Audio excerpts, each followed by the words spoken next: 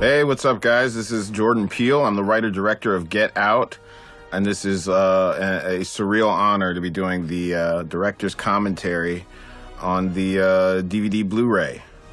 There's many spoilers here, so obviously this shouldn't be the first way you're experiencing the movie. And it's a movie that has many layers to it, so yeah, I'm going to try and do my best commentary possible, give you as much of the breakdown of what I was thinking as possible, but I won't be able to catch all of it. I won't be able to get all of it in one sitting. So here goes. Okay. So this first scene, I kind of started with this idea of Halloween, right?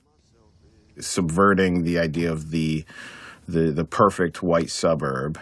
And in a moment here, Lakeith Stanfield, who plays the character Andre, will enter. It's crazy. He is talking on the phone to his girl, who has somehow, she's having a party or meeting a friend, and somehow he got drawn out into this white suburb, and he's totally out of his element. All right, baby. A sort of hidden question you might ask yourself is the girl he's talking to Rose? Is she part of this trap? A couple moments ago, Andre had, he said suburb. He used like the sort of stereotypical white voice. And that, of course, is a foreshadowing to when he actually has a white voice later on. What was that? Peacock? Little Shining shout out with the hedge maze line there. So this is the Porsche that I sort of wanted this Porsche to be like Jaws, like, it has this music coming from it. It has this menace, and also pulling from the movie Christine a little bit with just the mask that is a car. Also Duel, Steven Spielberg's first film. Not today. Not me. Right here, Andre makes the right decision. Any self-respecting black man knows you just start walking the other way if you're being followed by a car. And one of the first little reveals here. Now, if you notice, Jeremy is wearing a black Templar helmet. You only get to see it for a second, but that is in reference to this secret society he's a part of, which, I've got a whole mythology and lore about how they are descended from the original Knights Templar, and I'll talk about a little bit more about that later, that this operation that they've perfected is a way of channeling the Holy Grail's original power of immortality.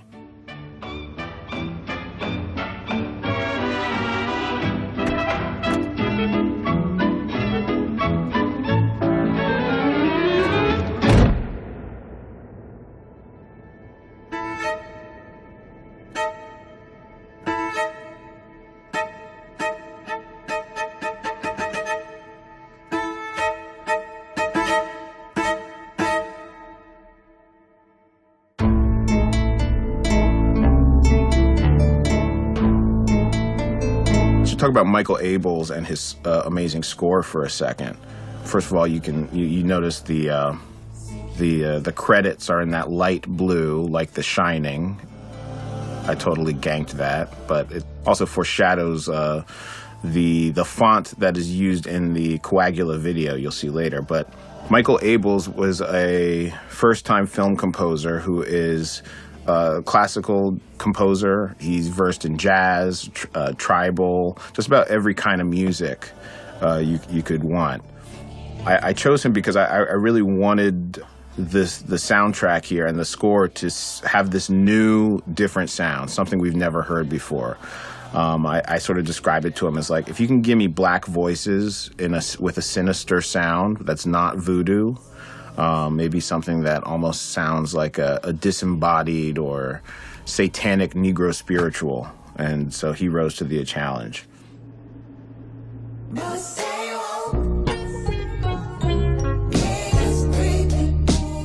Okay, so this is the Childish Gambino song Redbone. It's an amazing track.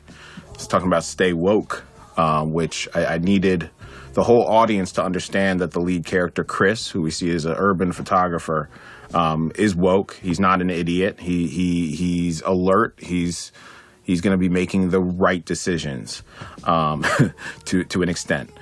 This song fit perfectly and was originally meant to be scored, but the score just ended up feeling so heavy, and it didn't bring us this sort of chill groove.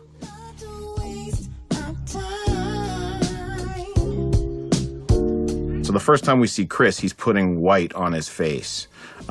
This is foreshadowing, of course, the nature of the operation. Mirrors and glass are also a big motif in this movie. So you can look for any time there's a reflection or somebody can see through the glass or that. So yeah, of course, he cuts himself shaving, another kind of motif foreshadowing of the danger he's in. Of course, when we meet Rose for the first time, you see that little smile, which means something different the second time you watch it. You realize her smile when she's selecting these sweets is the same sinister smile we see in the pictures towards the end. So there was originally a little bit of dialogue here, but wasn't needed. And here we are. So we shot this in Mobile, Alabama. It's meant to feel like Brooklyn without being too specific. Your toothbrush. Check. Do you have this scene? It was very important for me to shoot this handheld, first of all, because I feel like there's something handheld can achieve many things. One of them is a sort of romantic feeling, like we're almost in this relationship with them. In the room with them in this intimate scene.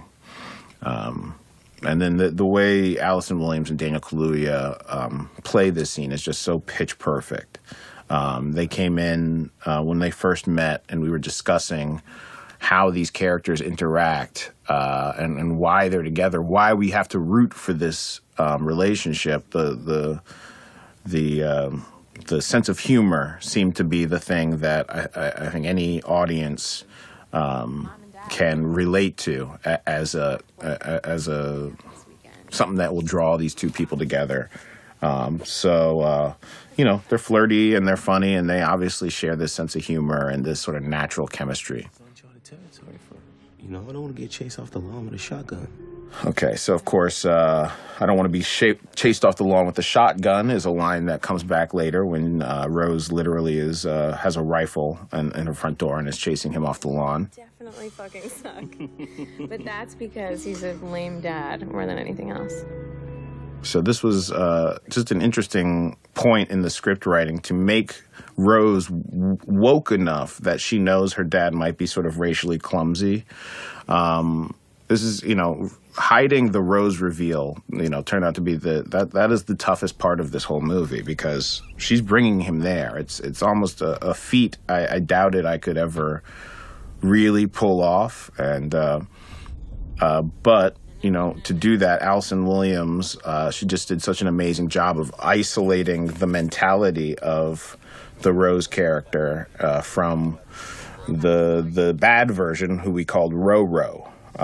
So when she's acting in these scenes, I believe she's not even thinking about Ro-Ro or the bad part. The character is as good an actor as she is the whole idea. So here's Rod. This was the Rod's side of this was the very first thing we shot. We shot this in Los Angeles at a cruise ship terminal, actually.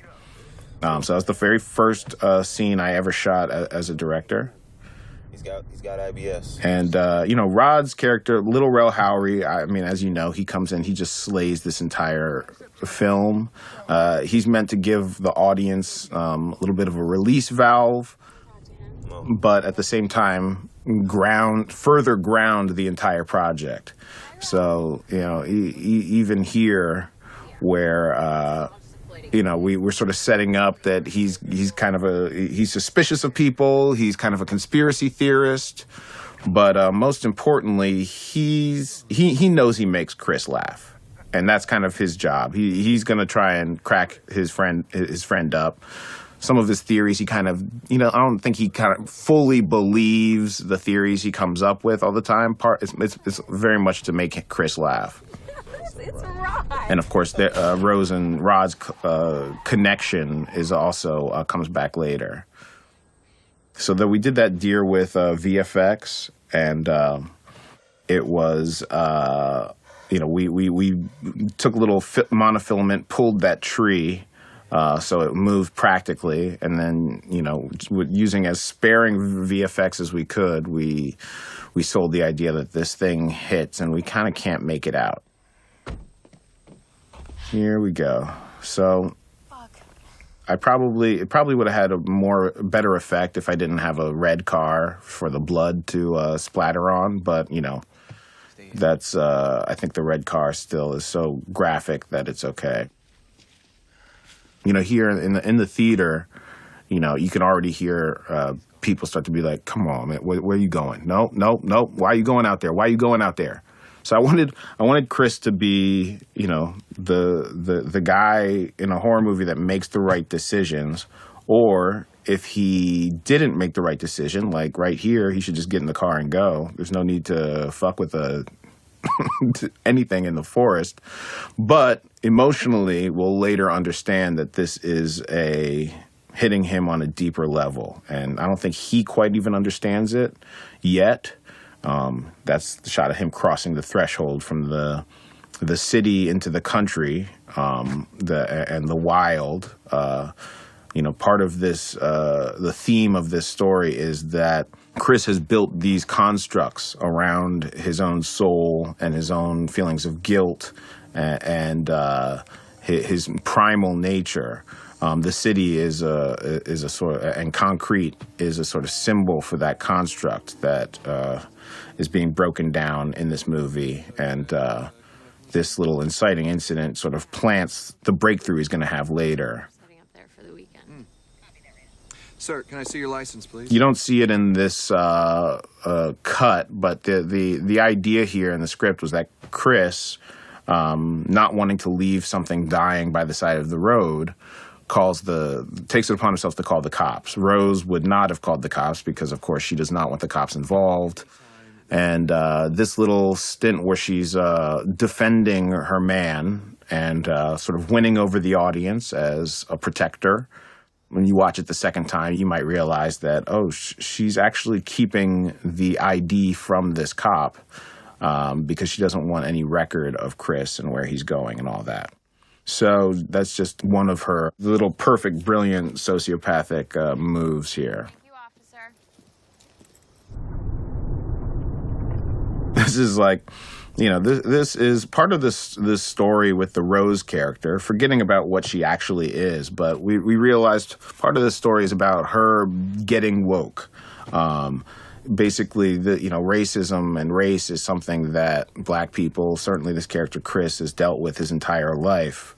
But up until now, Rose has not been aware of racism in the same way. Here's Walter, played by Marcus Henderson, brilliantly. I wanted to deny the audience the chance to really get a good shot at him because I thought it would just, the mystery would play well with the awkwardness of realizing, oh, shit, they got black help here. This is just uncomfortable. This scene, too, we shot the interactions here for in closer coverage just to be safe, which ended up being a first-timer's mistake because this is always the way I wanted to cover the shot in the wide. I just doubted myself enough that I thought, well, I better get coverage. So, basically that's a third of a day or a third of a day I blew getting coverage I would never use out of this tight 23-day shoot. But I learned that lesson, and now I'll trust my instincts. So how was your drive in? It was fine. This shot here, I almost got cut. It was one of these sort of stylistic shots that felt like it may be style over substance. But then when I lost it, I just realized, you know what? It feels right. I think partially because we're delaying seeing the Dean and Missy's faces, which the audience wants to see, and they're kind of pulled in. And it also sort of suggests some kind of stalker cam, like somebody else is in the house or some kind of spirit. Okay, so Bradley Whitford, Catherine Keener, two of the greats. They are sort of liberal elite god and goddess. I wanted them to be just the perfect family to come and get relief. Okay, great. These people are not racist. And, sure, Bradley uses words like thang or my man often and kind of, he has these little microaggressions that pop up. But, as any black person who's been in any kind of similar situation like this knows, that's actually good news. The racism and prejudice comes in such more uncomfortable, sinister forms that somebody who's just kind of harmlessly a little ignorant here is a victory. So here goes the tour. This tour scene was very much based off of another one of these things based off of my love of The Shining, and the sort of importance of just the initial sequences of discovering the geography of the Overlook.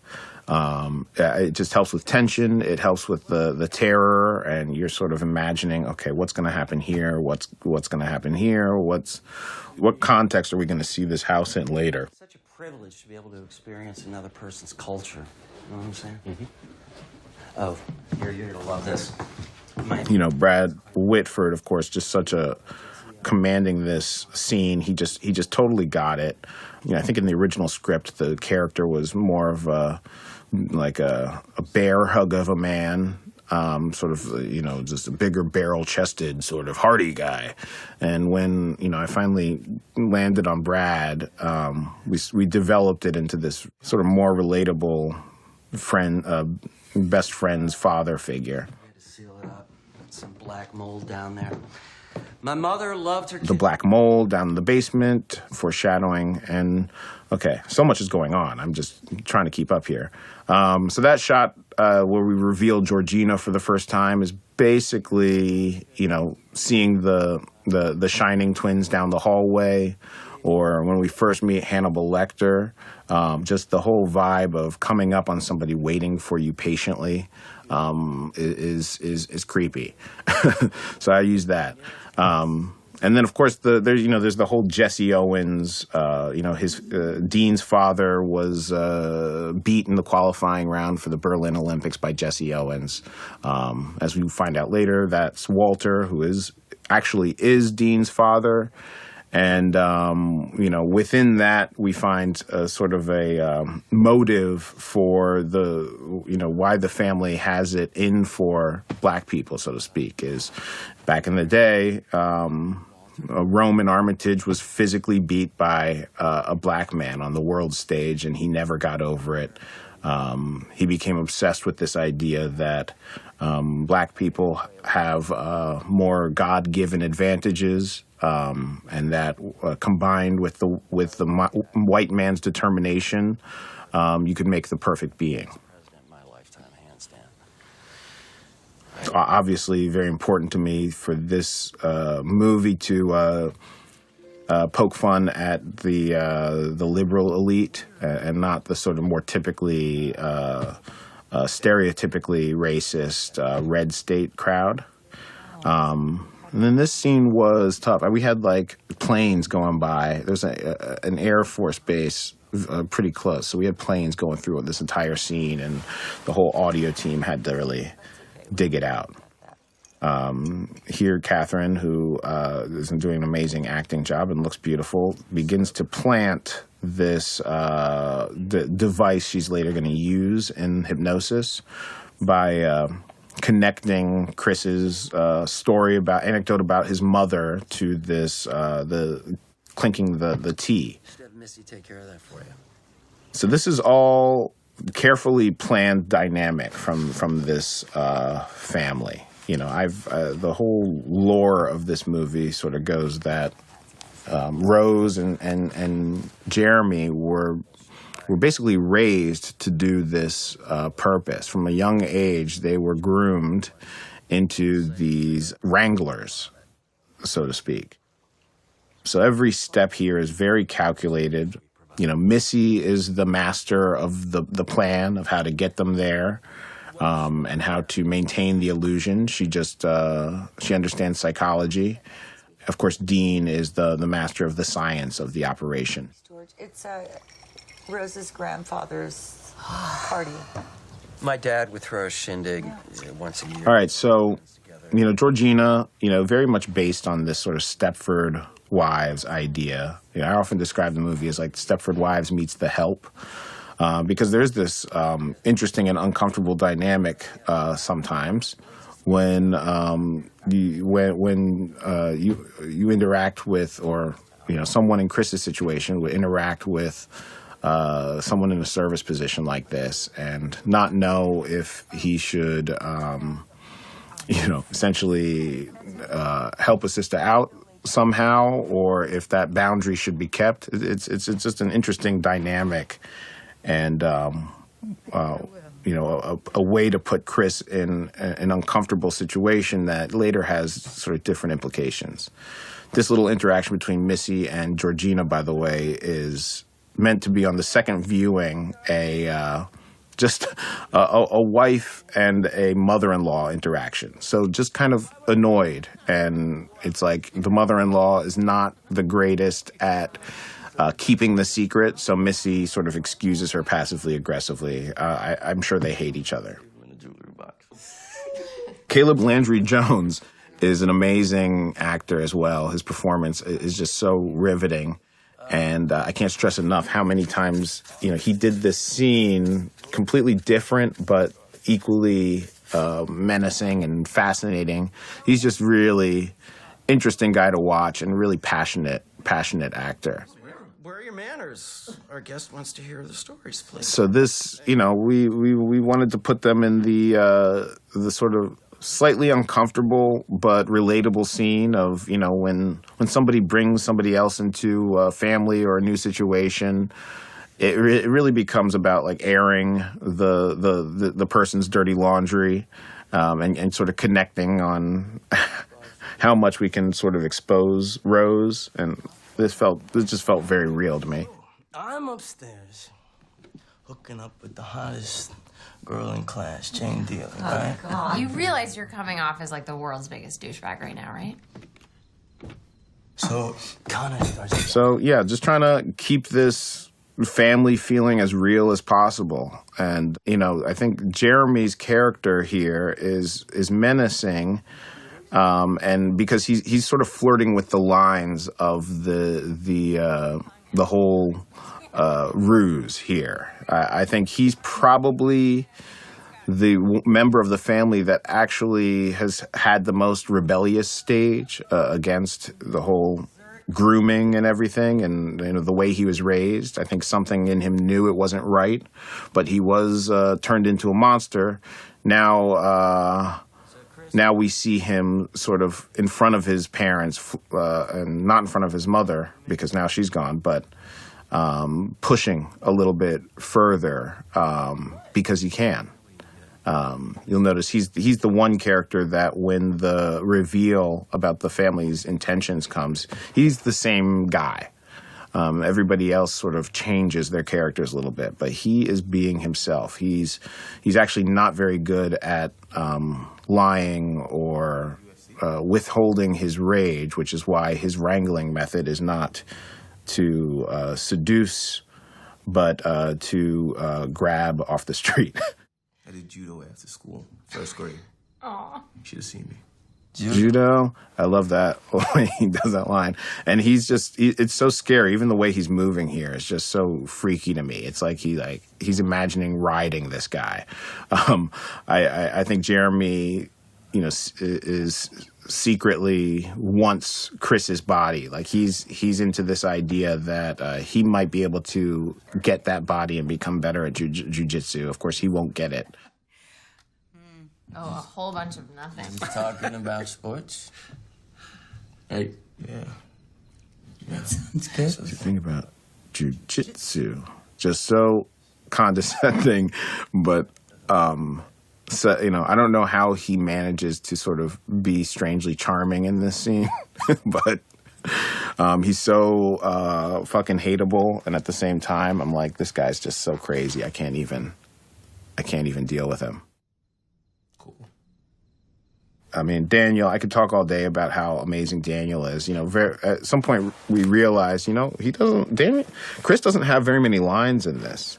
And it's true. That's not, his role is to just kind of get out of here without the shit hitting the fan. Even in these scenes here, I think he's just trying to minimize the awkwardness and make it through the weekend and get out.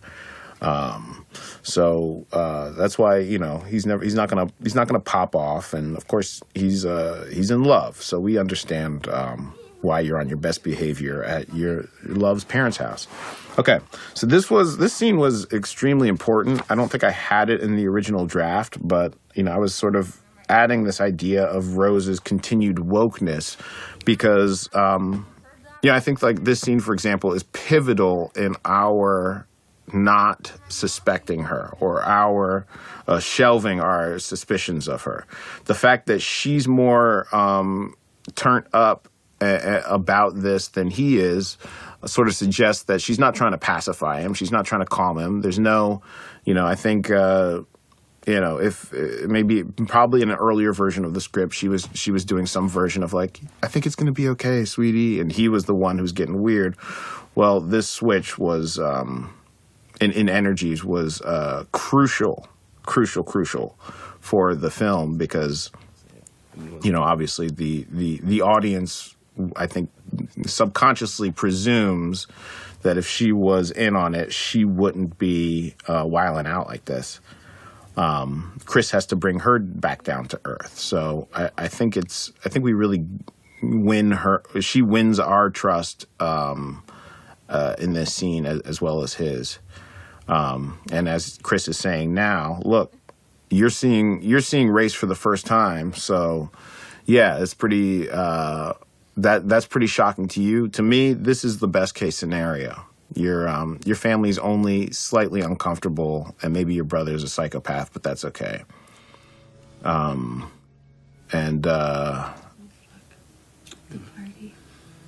These guys had such, amazing chemistry, that and they're just such good actors. At one point, Allison told me she wanted to practice the love scene, that she was uncomfortable and nervous. So I went all the way out very nervously. I went all the way out to the house she was staying to literally rehearse the love scene with her and Daniel. I was so uncomfortable. And then, of course, I got there, and it was a surprise party for me. And at which point I realized, of course, Allison Williams is not fucking nervous to do a fucking love scene after what she's done on Girls. We right there, that was, the shot was sort of Chris's perspective. He's still thinking about that deer laying in the middle of the road. Of course, really that's his subconscious telling him, the last time you left something in the middle of the road, it was your mother. And the stuffed lion is part of reference to this, the predator. I had some of a motif going on that white people are sort of lions and black people are tigers. Sort of two types of the same. Two species in the same animal kingdom or something, but whatever, that's that's a little bit of a stretch. But the lion also is symbolic of Christ, and of course the Knights Templar is the group here. The Georgina sting right there, this scene originally didn't have it, and we were literally on the day I had this realization that Georgina needs to creep by, and so we called Betty Gabriel in at the very last minute, and we orchestrated that sting, and it's another one that if I hadn't made that audible on the fly, I think the momentum of the movie would just be really struggling right now.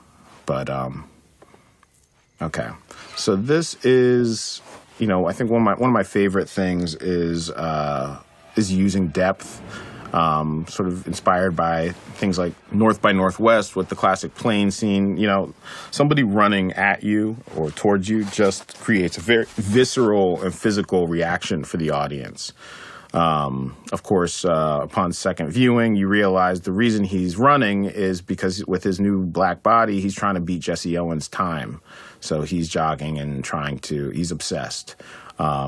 You also see Georgina, Betty Gabriel, of course, admiring her reflection, which is preventing her from seeing Chris outside.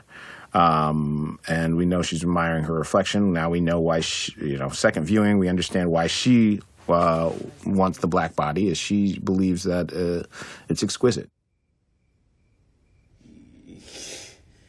Yeah. Come in and sit with me. So this is one of my favorite scenes in the film. It's partially based off of some of the Silence of the Lambs, Lecter Starling scenes, where he just shows a certain mastery to be able to get inside of her head, and that's what I wanted to happen here. I wanted Chris and the audience to know that this was a trap, that this was a setup, that there's no way you can allow yourself to be hypnotized, and no self-respecting black man would in this situation. But even with that, for Missy to be one step ahead of Chris and the audience, and already now when she's clicking the T, she's they're talking about the pocket watch, but she's already getting him with this little T motion down there. That's right. That's right. So there she's getting him, but he doesn't know. You smoke. It's also very important for me to make this not, a hypnosis scene where the guy just starts talking, I'm a baby now. I'm 11. I wanted him to keep his composure and to be sort of grounded and, continually be resistant against the idea of being hypnotized. So even here, where it feels like, nah, brother, don't. Okay. All right, he's not going for it. He doesn't want to talk about his mother, but she's got him.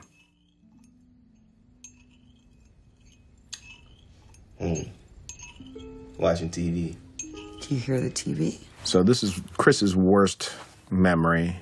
The thing he doesn't like to think about is when he was paralyzed by fear, watching this TV screen and sort of wishing that reality wasn't what it was. His mother hadn't come home, and instead of going out and helping or calling somebody, he was petrified. This kind of starts getting into the greater themes of the movie, of neglect, of marginalization, paralyzation by fear, and by a system that Chris and I think all of us are in, specifically in regards to the racial conversation. Another piece of what's happening here is, Chris is part of a system. As we said earlier, his father was never really around. It's a small line, but it's very powerful. Fathers not being around is an epidemic in the black community. My father wasn't around. I think Chris's father, whether he was literally in prison or not, I think the there is a relevance with the idea of the disappearance of black men. And Chris, of course, as a child, is facing this crippling guilt because he didn't do what presumably another adult, a father figure, would have been able to do.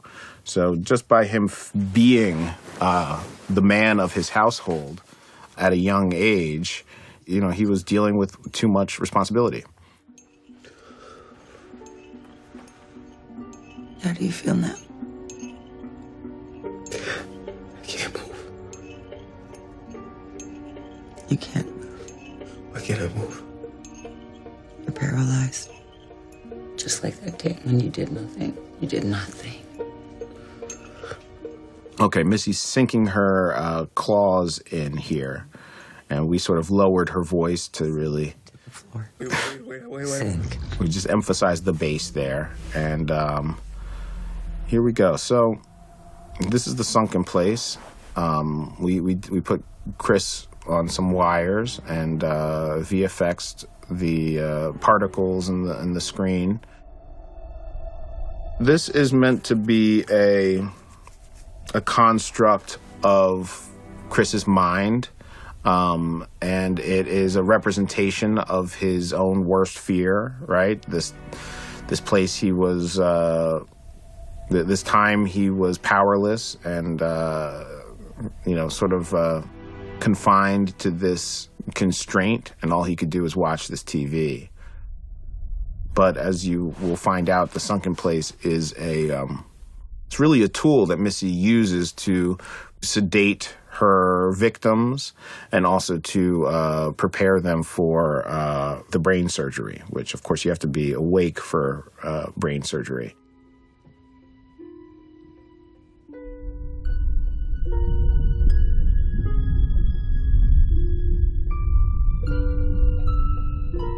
So here she comes, and Now you're in the sunken place. which I always hope would become a classic line. It's just it's so weird and twisted, the sunken place. Part of that idea for me came from, you know, when you're about to fall asleep and you feel like you're falling, but you catch yourself and you wake up.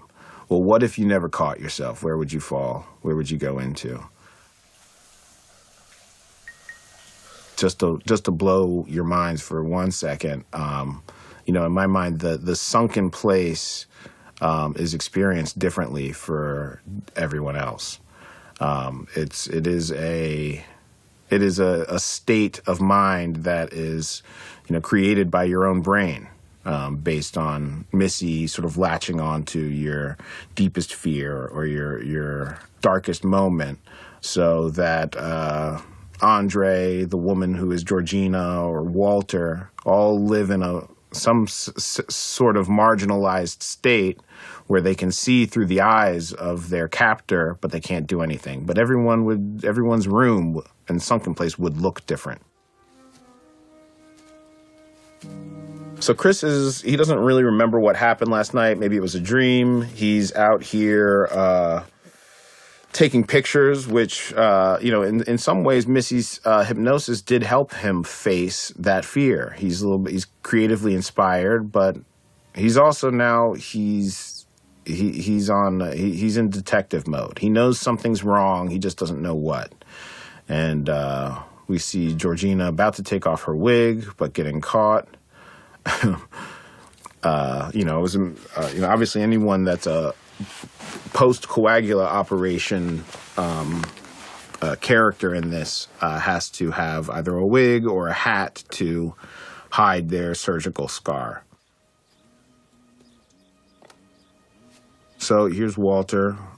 We sort of invented a little hymn for the Red Alchemist Society that Georgina and Walter both sing at different points in the film. And I just love this performance from Marcus Henderson. It's almost like Walt Disney is in there or something. Just so unnatural to see this big dude, and that's the voice and mannerisms that come out. I didn't get to meet you, actually, up close. I'm Chris. I know who you are. Marcus came in and he nailed his audition so hard. We knew we wanted this to just feel unnatural and like the last thing we would expect. Doggone keeper. And he just delivered. Also, top of the line was an improv he did in the audition that I remember saying, like, remember when you said top of the line? You gotta say that. That's so fucking weird and old and creepy. Yeah. And did it work? What worked? This is an interesting scene and sort of a tough one because we've seen Chris go through this kind of extreme experience, and now he's not running. So we're sort of grasping over these last couple scenes that, he can't quite separate dream from reality. Walter's helping him put it together. Just one more reason that the family has told Grandma and Grandpa, you know what, guys, just stay on the outskirts. Just be the help. Trust us. You're not very good at dealing with these vessels. And Grandma and Grandpa are like, what are you talking about? Of course we are. We invented this operation. It's my house. No, Dad, just chop wood. That's my feeling of how that works. I can barely remember anything, but now the thought of a cigarette makes me... Another important but tricky scene as far as the hiding the character of Roro. Sorry, I can't believe she did that to you. Man, I had some fucked up dreams. What'd you dream? Chris is coming to terms with what happened last night, but Rose's reaction is she's kind of pissed at her mom, but she also kind of thinks it's funny. She just sort of helps imply, maybe what's going on is more in your head from from your own personal state of paranoia with all of this. But she does that without saying it. She just just by virtue of her sort of joking this off, and in this interaction with Walter, she's sort of correct that he's wrong. Chris's presumption that Walter is into Rose is wrong. So I think the audience knows that, and the fact that Rose also helps emphasize that, helps put her on our side and Chris's side. She's helping him figure this out as opposed to hindering him. Oh boy.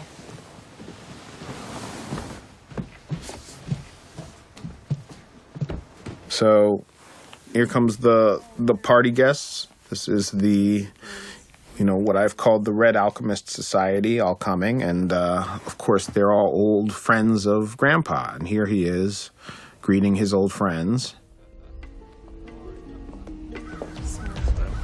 And here we are. Okay, so these scenes were some of the hardest scenes. I swear, when you have, the more people you have, it just gets exponentially harder. Now here we have John Wilmot and Karen Larkey, two fantastic actors. I believe they're New Orleans based, but I may be wrong about that. And they just got this thing, I wanted this first couple to be kind of cute and the most unassuming, the least offensive, and most relatable. And of course, John Wilmot's character Gordon Green was a golfer, but now his hip is messed up. He loves Tiger so much he's convinced he needs a black body with a great stroke to reinvigorate his golfing career and his new life. Are you answering? Okay, this is Ashley LeConte Campbell, who is, I just instructed her to do a very vampiric performance. I also like, bringing in a little bit of an international flair, so we have this sense that whatever this group is, it's big. This actor's name is Rutherford Cravens. Yes, you got that right. Rutherford Cravens, and his wife's played by Julianne Doan. They are sort of pitch perfect and have that quality like they'd be perfect in a Roald Dahl movie. Rutherford Cravens is a pretty fantastic actor, but also the best name in the industry. All right, so another little kind of awkward interaction between mom and mother-in-law.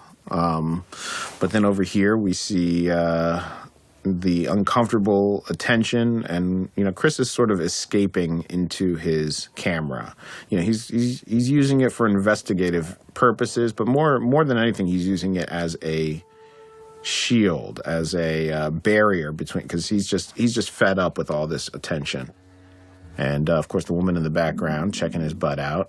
Is this the body I want for my husband, or the body I want for me, for that matter? There's no gender in requirements in the coagula procedure. So this is that moment.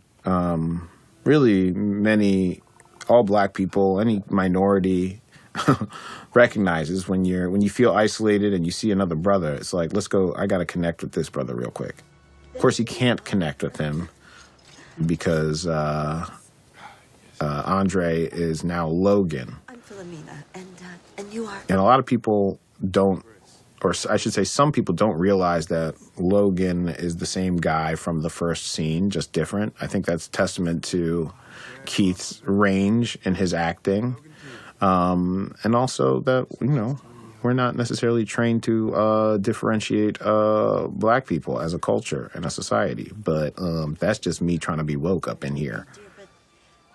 The Wincots were asking. There's this element of Chris's fear that he might be abandoning his black side, so to speak. And part of that is this fear that, hey, if you are a husband or a partner to this white woman, there is this dynamic where, what the gentleman's role is that of a provider, of someone who can offer services, who can hold things for you.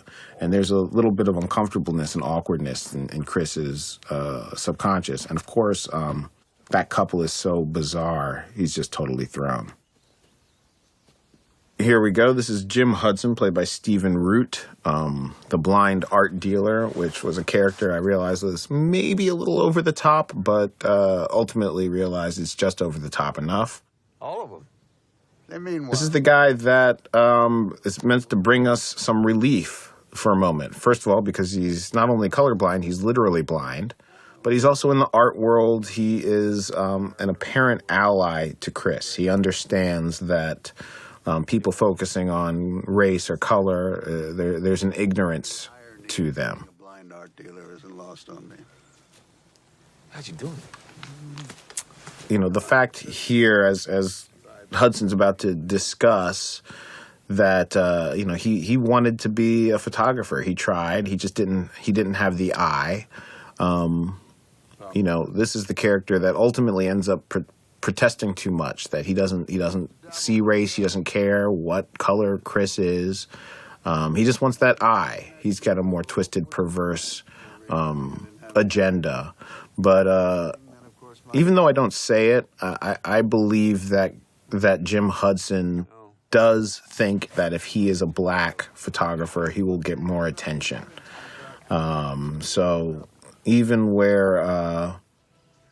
when the character seems as woke as he possibly can be for a white man trying to steal a black man's body, he still got a shade of straight up old-fashioned prejudice.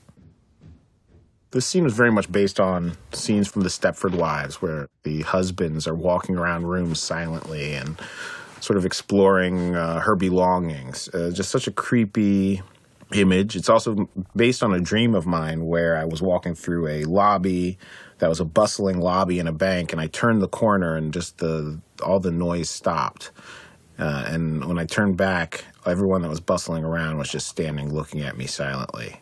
And then I woke up, and I put it in this movie.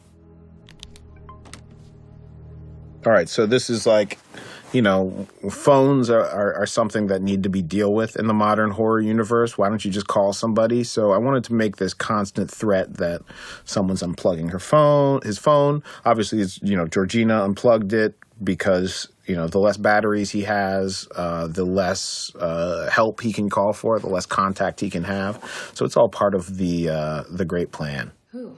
Georgina. I came here to talk to Rod. This is another important scene with Rose. I'm helping disguise her involvement because instead of pacifying him, she's coming at him, and she's pissed. She's not trying to make him feel more comfortable.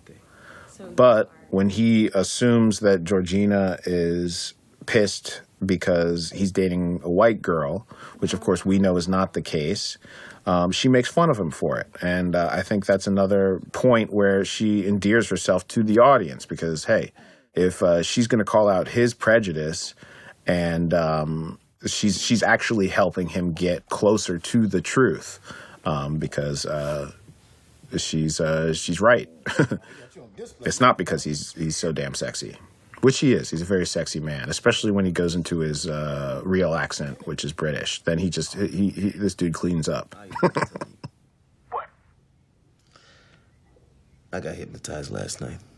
Nigga, get the fuck out. All right, so Little Rel Howery is amazing. We shot 2 days with him. I believe with both of these scenes, I was the other character on the other side. I don't think they were in the same room.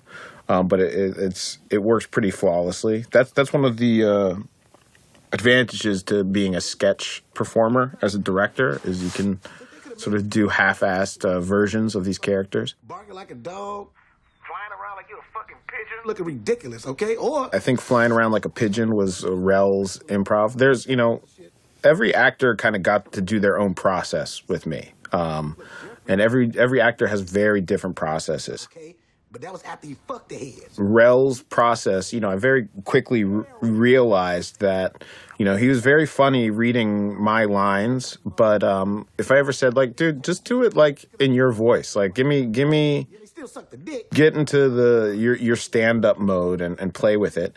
He would just come up with some amazing details, amazing details that are different and different takes.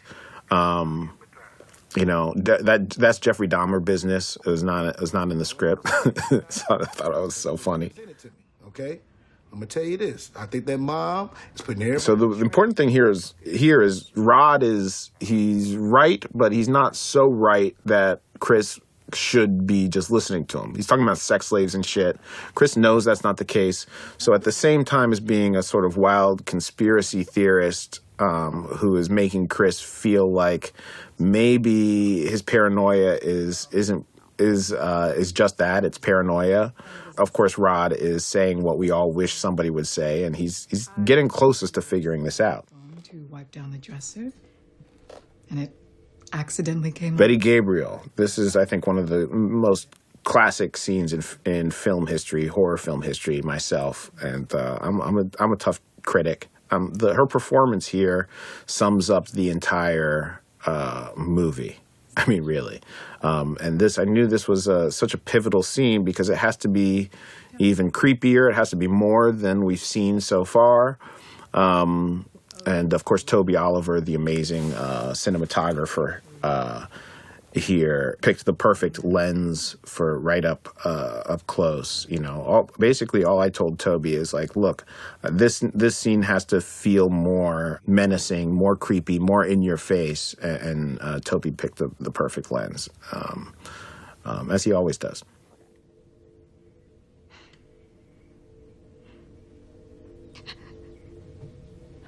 So this is the moment where Georgina inside, she starts to fight her way out of the sunken place. But Grandma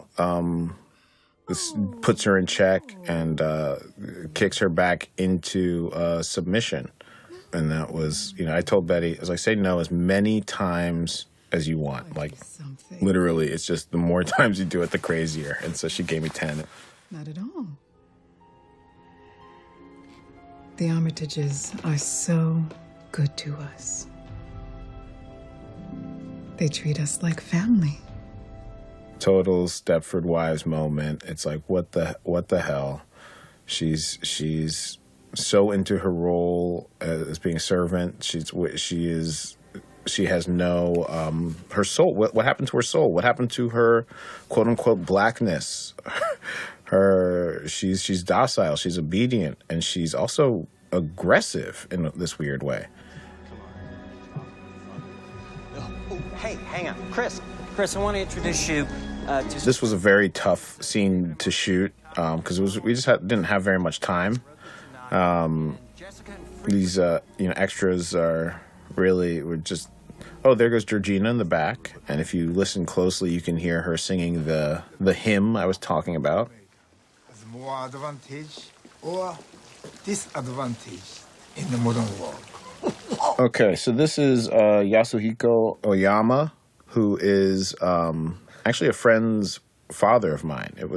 I found it very difficult to find a Japanese actor in Alabama, and Mr. Oyama is not only a fantastic actor here, but he's a karate master, and he's also Ken Marino's father-in-law. Little piece of trivia. For the most part, very good. All right, so here is Logan, and Chris sort of puts the question to Logan to sort of get out of it and maybe put this guy on the spot. Chris's idea here is, I'm gonna take a picture. I'm gonna send it to Rod so Rod can see what this guy is wearing.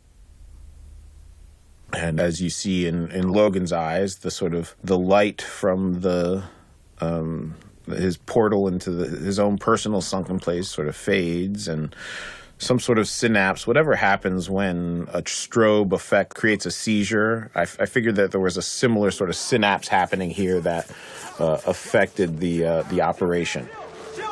But as soon as Andre gets out of the sunken place, he yells at Chris what he's been yelling from the sunken place. Brother, get out! Get out the house! Come on, man. Nah, come on, man. So, basically, the sunken place, amongst other things, it is a metaphor for the marginalization of the black horror movie audience. We are a loyal horror movie fan base, and we're relegated to the theater, not on the screen. We don't have representation of our skin in horror films, nor do we have the representation of our sensibilities and our ability to observe trouble before it happens, and our ability to excuse ourselves. It also, of course, conjures the Eddie Murphy routine where he's talking about the Amityville horror and that a black family would deal in that situation differently. Get out. Too bad we can't stay, baby. One of the great comedy bits. But this movie for me was a answer to the lack of representation, and I think as a culture, as a country, I feel like our lack of ability to talk about race, specifically the prison industrial system and complex, and the disproportionate amount of black people, mostly men, who are literally abducted, thrown into a hole, and tossed to the back of our minds. These people are tossing black men to the back of their minds, literally and figuratively. And the sunken place is a metaphor for that particular marginalization. And that's what he said it was. I'm inclined to trust. That wasn't a seizure. What was it then? How long have you known that guy? I met him today. Why? Man, this is gonna sound weird, but when he came... Now is at this point where it's like, leave, brother, leave. Don't be an idiot, leave.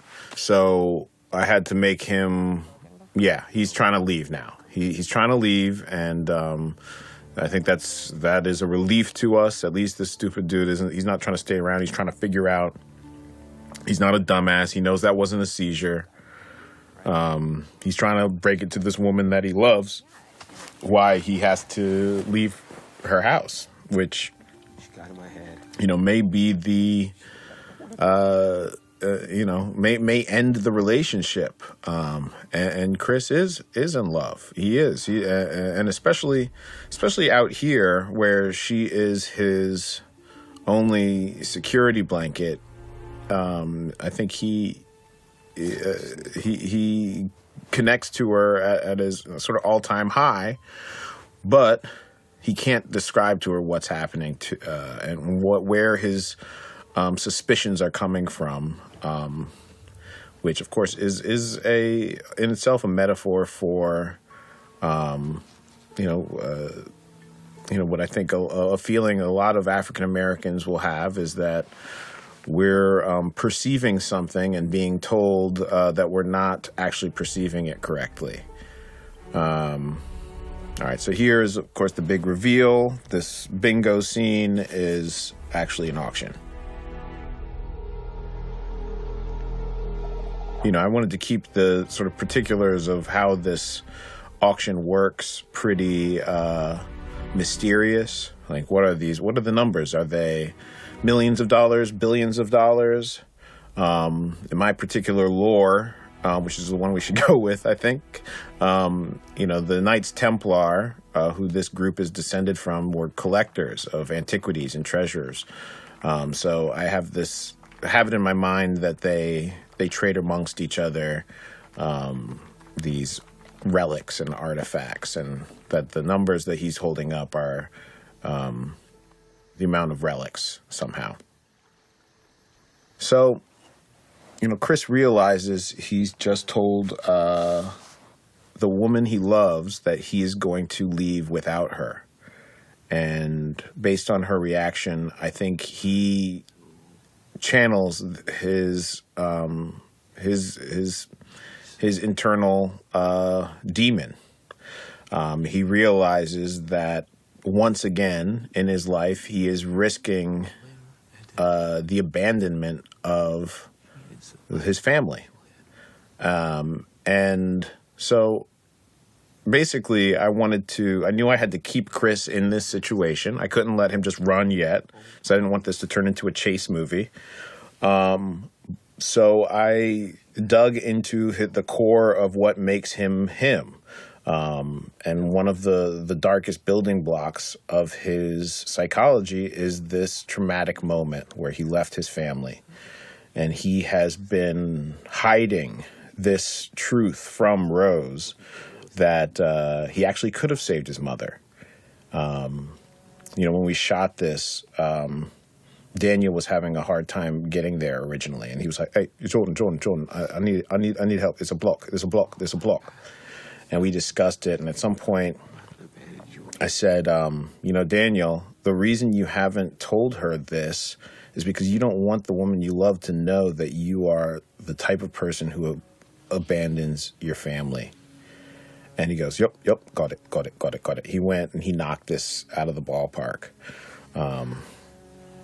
This scene was so emotional for me. I mean, I was looking at it not like Ro existed. I was looking at it like Rose and Chris. And I remember just being on set, and after we shot this, just kind of just crying, really. Because first of all, we were chasing the sun, which means we were running out of daylight. And it's such an important scene, because if we don't understand why Chris is staying in this situation, the whole thing topples apart. It's like, we hate him. It's like, nah, nigga, no. Hey, fuck, I'll be out. Let me. I wanted to satisfy that dude who, at the very least, could understand, but I see, I wish he wasn't in love. I wish he didn't understand. He's got his mother. He's seen his mother. All right. So here we got Jeremy with his little deliverance ukulele. This scene, a very interesting little piece where it's in the in-between world. Chris is still suspicious, but he's kind of pacified. The audience, though, we know, oh my God, he's in for it. And it's a very tricky moment, this whole upcoming sequences, storytelling-wise, because you don't want the audience to be so frustrated that we're so far ahead of this character who can't see what's going on. So very quickly, I'm going to have him catch up, and not only catch up, but get a step ahead of the audience so we can trust our protagonist again. So he's sending the picture to Rod here, just as look at this brother, man. Look how he's dressed, kind of thing. And Rod gets back at him pretty comedically quick. Oh, that's Drake. Once again, Rod's drinking. That's his vice. Used to kick it with Veronica's. Veronica from what? Teresa's sister that worked at the movie theater. You know, here I'm playing off of the cliche that all black people know each other. I really wanted, in a lot of ways, the stereotypes and cliches about what it means to be white and means to be black to aid this film. So along with the Oh shit! Chris, you gotta get the fuck up. of course, he still thinks it's sex safe, so he's not completely right. You gonna be a hello, Chris? Oh shit! His battery must be fucking. Anyway, I wanted along with the perception that black people have about the social dynamic of where race is concerned, I wanted different sort of stereotypically black qualities to help Chris figure this out, and also set him back from time to time. Now we're going to see that little sixth sense, that little that black spidey sense kind of come in. And Chris this door's been nagging on him. He knows there's more to this story than he knows, and he's got to figure out. That becomes a number one priority for him. And in my mythology of this, Rose is so sick and twisted that she always leaves the door a little bit open just in case they want to find that's a part of the thrill of the hunt, is leaving a tantalizing opening for Chris to find these pictures. That's just part of her character. Her sort of flaw is that she's sort of like a cat and mouse. Okay, so here we see that not only Rose has dated black guys before, and here's proof. And maybe she's just lied to him, but I think we all know that it's more than that. And now we see she's got a full-on fetish, but oh my God, it's Walter. So I think here, the audience is meant to know that this was a trap, but maybe doubt in the back of their minds that, okay, or is it somehow she's just had relationships with all these people, or is maybe she's evil, but she's hypnotized by the mother or something? Either way, Chris is going to have to do the smartest thing he can. I think a lot of people's instinct is just, run, motherfucker, run! I wanted Chris to make the smart move. Try and just calmly get the keys. He's going to go. When he gets outside, he's going to get into the car. He's going to hightail it. But he just needs those keys. So if he gets the keys, it's all good. We're out. He's not showing that he knows anything. So there's no reason that they would doubt that he would come back. You can't find those keys. Well, you can't find those keys? That was a line that I added on the day. That is one of my favorite lines. Just because, Chris is like inner man comes out that, you can't find those keys? I see you. Getting started. Just putting bags in the car, man. Would anyone like tea? Here we go. So this was the trickiest scene to wrap my head around, to get everyone to wrap their head around. It was a instinct I had that the audience would be with us on the edge of our seats throughout all of this, even though on paper there's the tension is sort of dissipated by the fact we know Rose is evil. So the sleight of hand I had to pull here was keep us just in enough doubt that maybe she's hypnotized, maybe we're in a misunderstanding, so that the second reveal, the final reveal, that Rose isn't, it's not even that she's just luring him in, but she is a completely different person than we've ever met, will hit home. So now Dean's going into some of the mythology of the Red Alchemist Society. They believe that they are destined for immortality and deity status, and over hundreds of years they have worked to figure out through science a way to achieve the power of the Holy Grail. This performance from Daniel is one of my favorites, and we really pushed, and I remember having to really work him into that state, and then finally when he did it, it was the last take, and it was like it was exactly what this movie needs. Is like, you know what? He's been holding it in for the whole movie. Where's those keys, Rose? It's time to let it out. You know I can't give you the keys, right, babe? And that's just like, I love it. I just love that. I love the way this scene unfolds. I love that he knows it, and she's right. He does know it. But he had one little, like, girl, if you tell me it's all a mistake and I'm so sorry and let's go and let's run. If you, like, I know you won't, but if you do, we'll go. But all hope is lost. Oh, shit. Is he hurt? Roro immediately starts putting her annoying hair into the more perfect and pristine ponytail. We meet her character. I'm transfixed with her character right now because we've never met this person. She's completely cold, chill, blasé.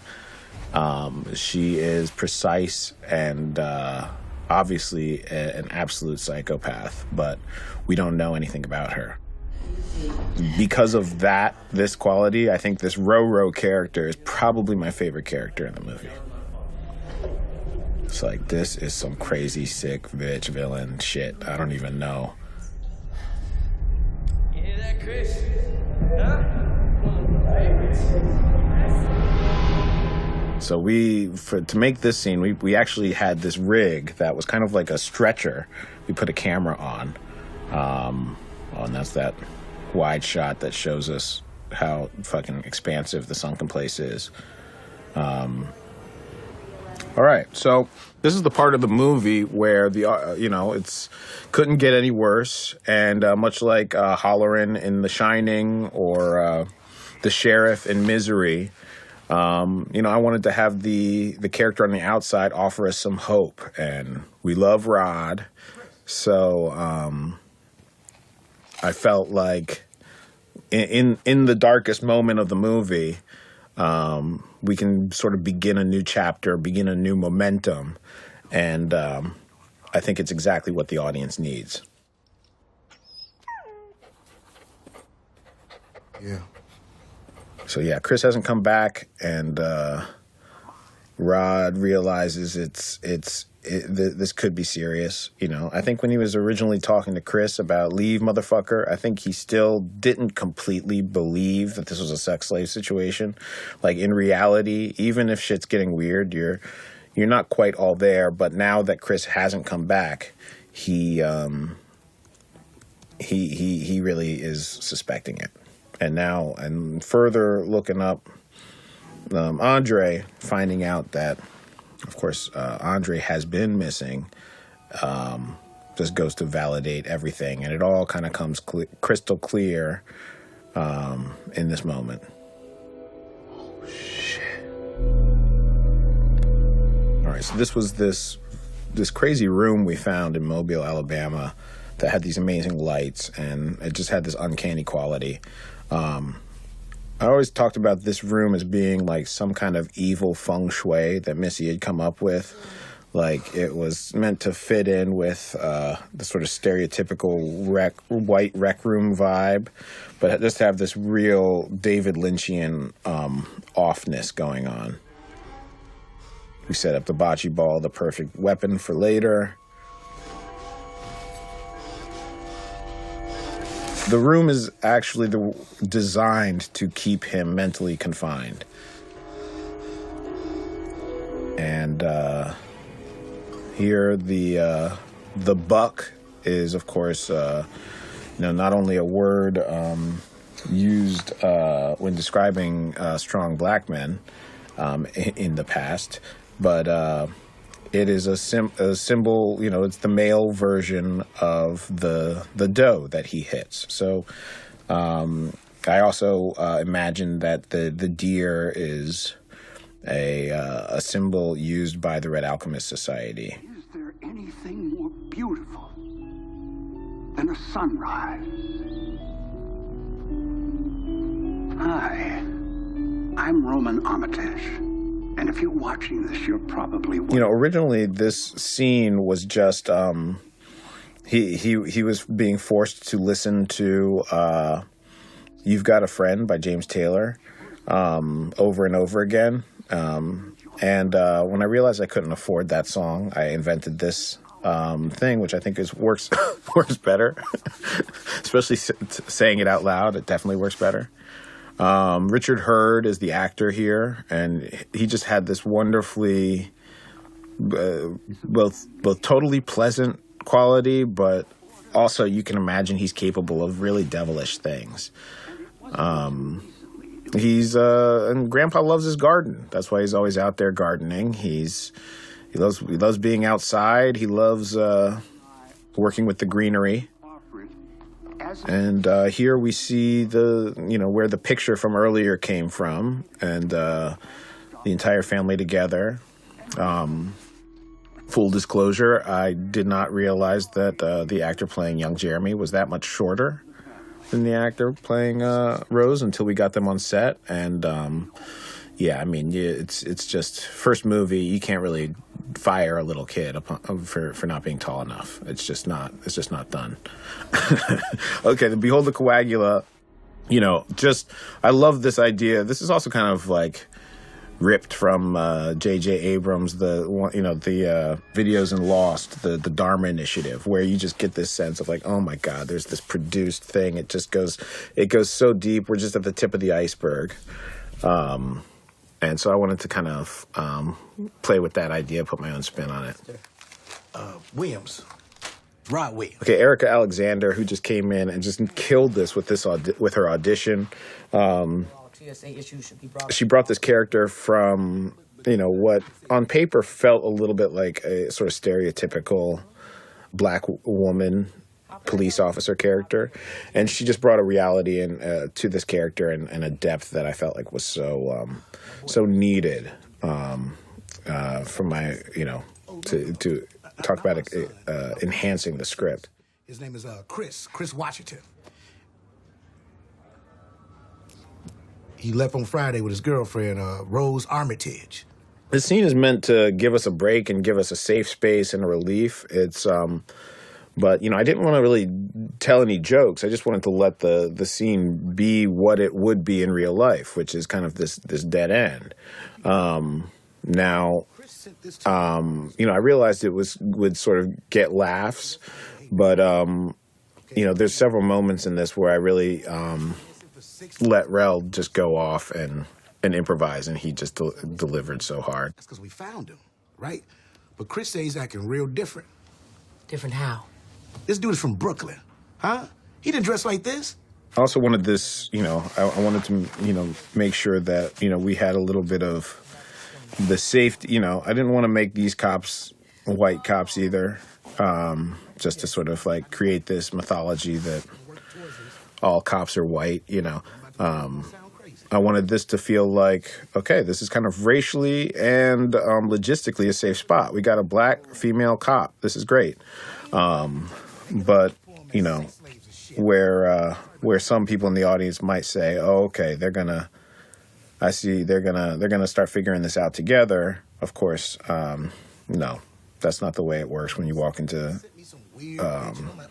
cops. The detective's office is talking about sex slave cults and secret societies with no actual evidence.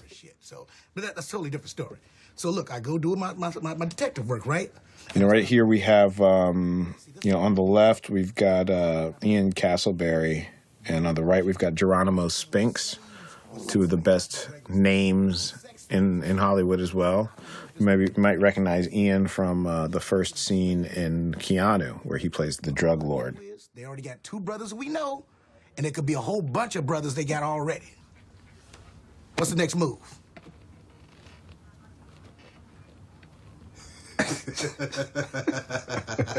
I mean, Rel is so funny to direct. Also, the other thing about Rel is like every time he does it, he gets better. So if you don't have what you need, you can just be like, all right, give me another one, and it's going to be closer or far outshine your expectations. He's such a fun actor to work with. And now this was the second day, the last thing we shot with Rel. And as this scene goes on, you'll see he gets sweatier. My dude got sick like in the middle of the day. And by the end of the scene, he was like had a fever. Like he had to go home, and he had been touring for a while, so he was in a bad spot. But it actually works with the performance. Yo, This is one of my favorite scenes, just because, you know, my two favorite characters are hitting in full force, just grand slam performances. Just to give you an idea of how amazing Allison Williams is, I mean, I came to her in the beginning, a couple of days before we shot this scene, and I said, look, I'm going to ask you to do something that I don't know or think if it's necessarily possible. And she was like, yes. Like, that's her shit if you tell her something like that. I was like, can you give me, like, Rose's face and expression, but Rose's voice, like, with all the inflection and character? And she's like, I'll see what I can do. And then she came back and just absolutely clipped this scene off like 5 times in a row, like just a master. I mean, if there's any doubt about anything that, you know, she can do, I mean, this is proof. Like, I think you would normally need somebody to, you know, you would normally need her to come in and record the voice separately to kind of pull this off. Ooh, that TSA shit tingles. That's one of my favorite parts. Yes, a lot of this movie was created to get favors from the TSA moving through the airport. That was the point. Speaker, unmute. So this is where you can see he's like starting to get sick. He's like, so yeah, I wanted, you know, Rod is good. Like he does have TSA skills, and but he's totally planned out crazy. Like she's a professional at this. She's been doing this her whole life, and she knows he's recording it. She knows he's recording it, and that There's something between us. she starts digging into their little flirtatious past, which makes Rod completely uncomfortable. He doesn't want that recorded, and he's just totally you know, threatened by it. And of course, this is sort of a veiled threat. Like on the recording, it sounds like one thing, but basically what she's saying to him is, "You're next, motherfucker, if you keep going." So Rod gets defeated, and we are back in the belly of the beast here. And Allison, basically, she would prepare for this side of the character for like 45 minutes before we would shoot. And if you got near her when she was in row mode, you would be creeped out. Like, she's not warm. Like, I think her own dog was like, "Arr."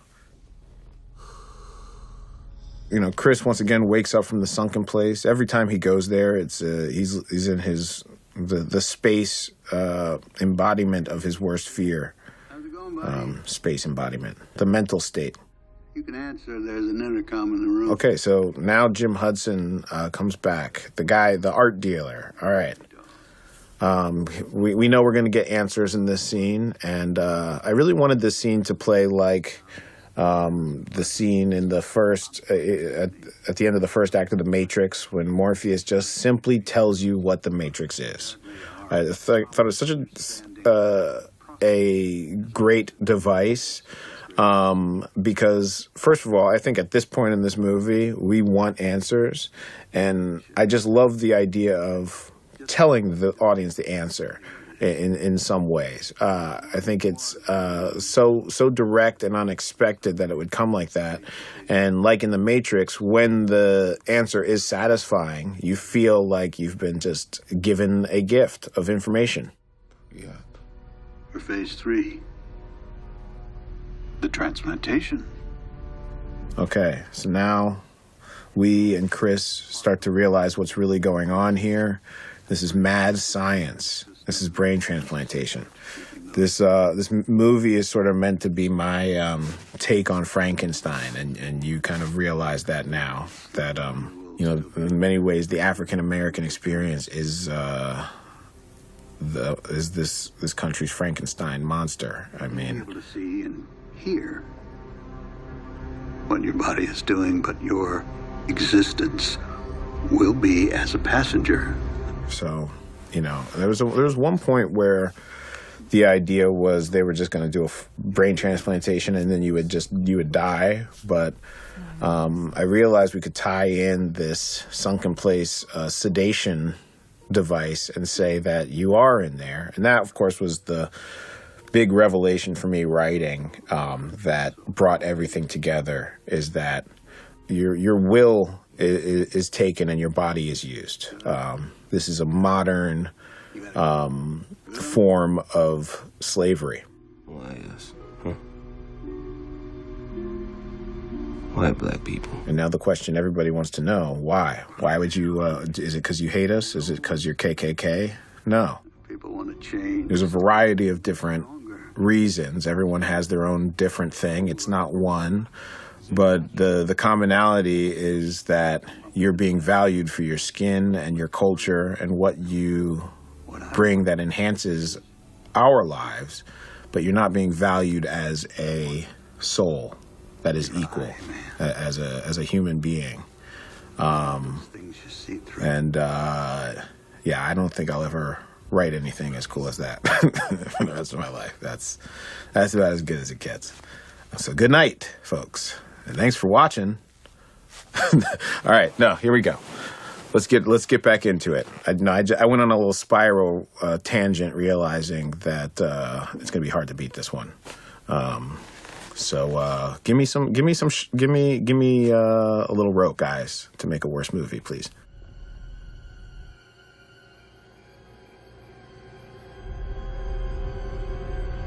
Here we go. Chris sees the cotton that we've been planting, that he has this nervous tick with his when he's facing his fears, that he scratches. Now, for the second time viewer, you already know that the cotton's already in his ears. He's pretending to fall asleep. And for those of you who are hip to it, you're right. I was intending the irony of picking the picking of cotton being what ends up saving this African American from slavery. All right, so this is my sort of Cronenberg operating room. Just described it as like a dark ceremonial operating room. I wanted this thing to feel like we can sort of feel the history of the cult. And if you want me to really ruin the movie for you, that prop is pretty much, I think it's was like a poker chip box that we converted. So there you go. Sorry, you can't unhear that. Once again, just like Michael Abels with the score is just, I wanted this to feel like a ritual. Like this is something they've been trying to do for hundreds of years, and finally they've figured it out. And there's this sort of religion aspect. My production designer, Rusty Smith, made this incredible hallway that, I just wanted all the pictures and imagery, that the implications of the depth of and history of the secret society.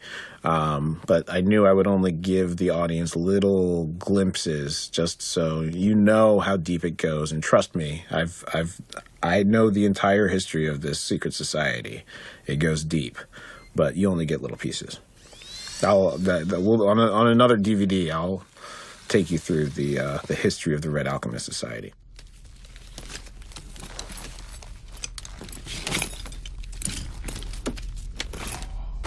All right, so this is obviously a turning point in the movie. It was, I debated whether or not I should just sneak up on the audience with this, but I wanted to give you that little grab of the bocce ball just so we can be with Chris and have that same sense of anticipation. Okay, and the actor Caleb Landry Jones laid there as we sort of pumped blood for this upcoming overhead shot of him. We pumped blood for about 2.5 minutes straight. He laid there. He didn't blink once. He's a psychopath, and I love him for it. That shot. So now Chris looks at his sort of spirit animal, right? The stag, the buck. He is he is becoming the man that he always should have been. He's becoming the lost father figure for himself in this moment. And then, of course, the father figure of the Armitages realizes something's wrong. And so I wanted to use the footsteps here because there's something effective to me about giving the audience a little bit of notice right before you hit them with something. It's almost like they get distracted, and it sort of helps the effect of the jump scare or the surprise. And I think it did there. A lot of the deer is the antlers, at least, are VFX. We had an antlerless deer that we used. Okay, now you hear Grandma's little hymn, the Red Alchemy hymn. And she is in her kitchen, as we sort of planted earlier in the movie. Grandma loves her kitchen, so we keep a piece of her in here. Now she's just knitting, but, she wasn't really doing housekeeping services as a servant. She was doing it as in she was keeping her own house. Okay, so the standoff. Missy, who has the power of the mind and hypnosis, is sort of reduced to a physical altercation that she won't win. I knew this for me was a particularly edgy scene. You have a young black man killing an older white woman, a beautiful woman. So I knew it had to be justified. She had to attack him here. It has to be in self-defense. This is about escaping, not about vengeance or anger. So he's in another zone. I think I wanted the audience to sort of connect with this fact that almost his inner king is coming out. His inner blackness is coming out. His survival instincts and ability. I think that's sort of a satisfying notion to me, that if I was ever in a real physical pinch, I would have some kind of instinctive advantage, however ridiculous that may actually be. All right, so of course Jeremy is putting him in a virtual noose and saying 1 Mississippi, 2 Mississippi, but he is Chris has set the trap. This altercation is happening actually in the exact same place Jeremy tried to put Chris in a headlock the first time. That's the dining room right there. And when Jeremy's talking about 3 moves ahead, well, Chris just did 3 moves ahead. He noticed that Jeremy was kicking the door shut, so he set him up to stab him because he couldn't stab him from his position. All right, so here's my favorite scene in the movie. She is in her complete regression. We're getting a sense of another little peek into this crazy character that we've been watching this whole movie, and yet we still haven't met. And she is crazy. She's eating her comfort food from when she was a kid, the white milk, the colored cereal, eating them separately, black straw. Everything's now in order. I think the Rose character was kind of a messy. She couldn't find anything in her keys. This character knows where everything is at all times. And of course, if you notice, she has the pictures of her conquests framed on the wall behind her, like a collector. All right, Chris is out. You saw the helmet from the Knights Templar that Jeremy had, and now we're in Run Rabbit Run mode.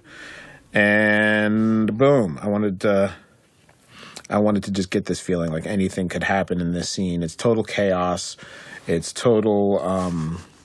It's completely sloppy, spontaneous. Anything can happen. Action. And my stunt coordinator Mark Vanislow, who does a lot of stunts for Liam Neeson in the Taken movies. He's amazing, and he really got into this whole idea of this brutal, primal survival horror. as I wanted to make sure we did not go with, action style horror, which feels like kind of unrealistic. Here she is, chasing him off the lawn with the rifle, and the grandma reveal. So this moment was basically, I was trying to do like when Spielberg does, unless the Velociraptors know how to open doors, he gives the audience that piece of information, and then he lets us experience the doorknob opening. And the audience, I just remember seeing Jurassic Park, the audience going like, oh. And so I wanted to let the audience sort of watch Grandma emerge from next to him. And I love Betty Gabriel's performance there. Chris is getting bloodier and bloodier. Now he's kind of in this weird zone trance where he's in survival mode, but he's in total shock. And remember, he's been, for a couple days, he's been in the sunken place. So he's in a crazy mental space. Just couldn't be more helpless feeling, having a limp. And then here comes Grandpa, who's got that Jesse Owens speed now.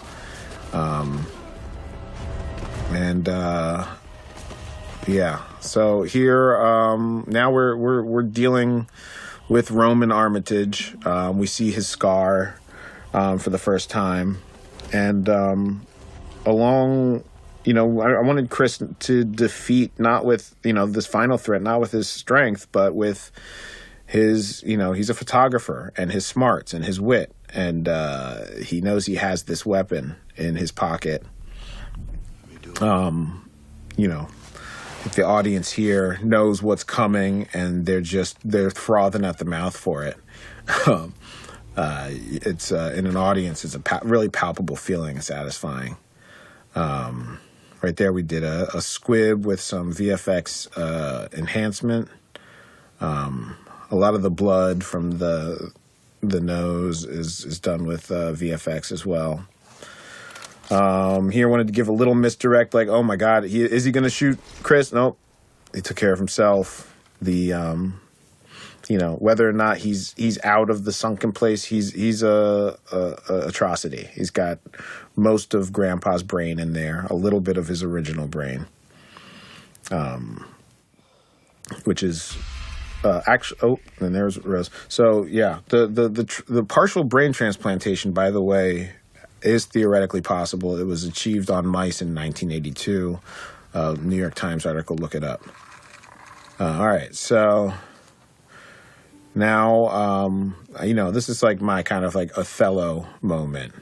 I wanted the romance of it to play, and obviously I realized that this was also, the type of thing that 10 years ago would have gotten this movie an NC-17 rating. A black man choking a white woman and the audience loving it. So this is where, he doesn't need to do this. He's succumbing to the rage, the revenge, and the monster. And I wanted to make this clear line with this character that, first of all, Rose simply out-crazies him right there. But her smile is sort of reflecting this perverted sense that she'll win if he loses his humanity. And Chris realizes he doesn't need to sacrifice his own self. And in fact, he can... Okay, so this moment is, I think, the most powerful moment in the movie because, obviously, the audience is meant to think they know what's happening. Anytime you can kind of do that, you let the audience do all the work of the social implication that, whereas in most horror movies, the cops showing up at the end is a good thing. In this movie, it means something different. And I wanted the audience to have to face that before the end of this movie. But we wanted to give them a hero. And I'm Rod coming back, again, the technique of showing the airport to give the audience just enough space to figure it out before I actually reveal Rod. I think that worked effectively. And I mean, I told you not to go in there. really, I had about 20 different options of lines for him, and we shot them all. And this was the one that felt like, once again, Rod is saying what we all wish he would say, or we've all been saying, which is get out of the house, Chris. Yes. Motherfucking A. We handle shit. That's what we do. Now consider this situation fucking handled. I think that part was improvised, and I love that so much. Consider this situation fucking handled. So Chris wins not only because he keeps his own soul, but he gets the full karmic justice of Rose dying alone in the street, just like his mother did. He is probably changed, but he survives. And Michael Abel's score, the Siki Lisa, that's actually Swahili. It means trust your ancestors, run away, just sort of warnings to Chris. So I wanted to bring this back again. I'm so happy with this movie. Directing it was the dream of my life. It really was. And it was the hardest thing I ever had to do, I've ever gotten to do. And I cried a lot when I went home, just because the pressure is so intense and people are counting on you. And, with a movie like this, it's if I got it wrong, it's like it could fuck with people's careers. It's like, you have Whitford and Keener signing on to play villains in a race movie. And if you don't take care of them and make sure that their characters are just so diabolically quirky enough that you gotta love them, then it does them a total disservice. So there's a lot of pressure, but every morning I got up and was like, took a deep breath and just pretended I was a captain of a pirate ship, where I was like on an adventure, had to be strong, had to be sure, had to know where we're going. And I was surrounded by just the most amazing crew, the most amazing talent, a lot of real geniuses that trusted the vision and trusted that it would pay off. And so that is that's the most humbling thing about making a movie. Let's see what else to say. There's a lot. I could probably do this whole thing again and talk about completely different things. There really is so much that went into it, and but that's for that's for you guys to talk about and theorize about. And I'm going the full director blabbermouth route. In the beginning I was thinking like, hey, should I try and leave it like Kubrick, so like for years to come people are trying to piece together the mysteries of fucking Get Out? Or should I just totally nerd out and tell you guys every detail I could possibly fit in, which is exactly what I would want in a director's commentary. So I did the nerd route.